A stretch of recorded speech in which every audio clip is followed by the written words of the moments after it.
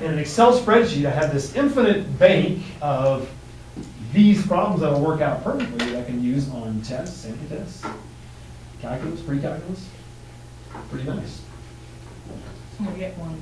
So the message to math teachers out there across America is, you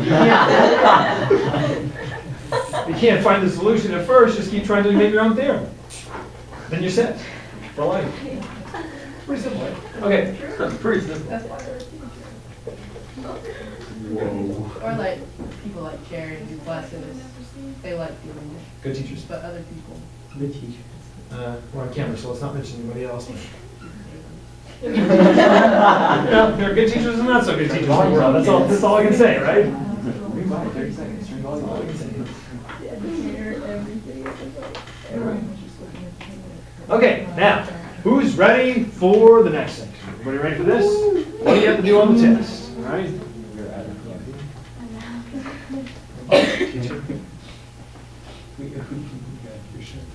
Just one amongst the crowd. Sorry, I went off camera there. Wait, what? No, I'm just talking about, there are good teachers and bad teachers in the world. You got a mixture.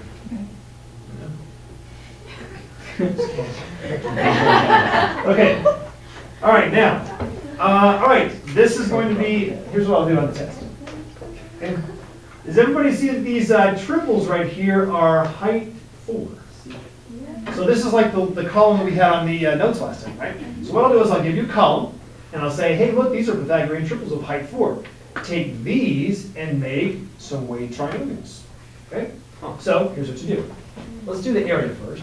What would be the area of a 12, 16, 20 right triangle? 1/2. 12 times 16. So you never use the hypotenuse in the area of a triangle, right? Okay?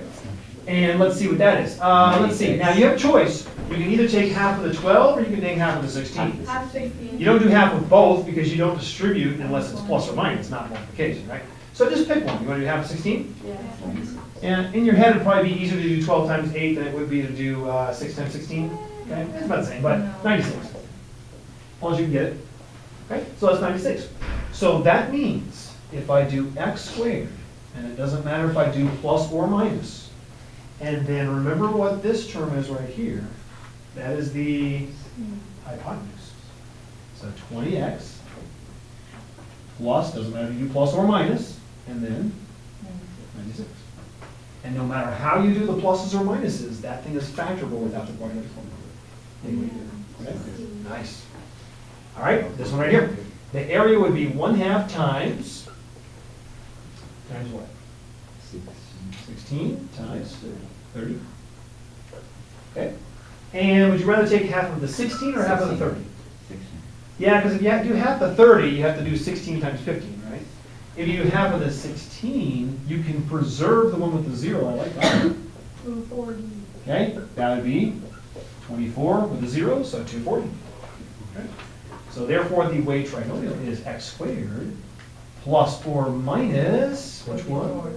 34. X plus or minus 240. And no matter if you do plus, plus, plus, minus, minus, plus, or minus, minus, those will all factor. Isn't that nice? Okay. And the last one is area equals 1/2 base times height. And let's see, what do you want to take half of here? 42. 48. It's either one. You could preserve the 0 and just do 20 times 24. You can do 10 times. Or you can do 10 times 48. I like that one too, yeah. 480. Nice.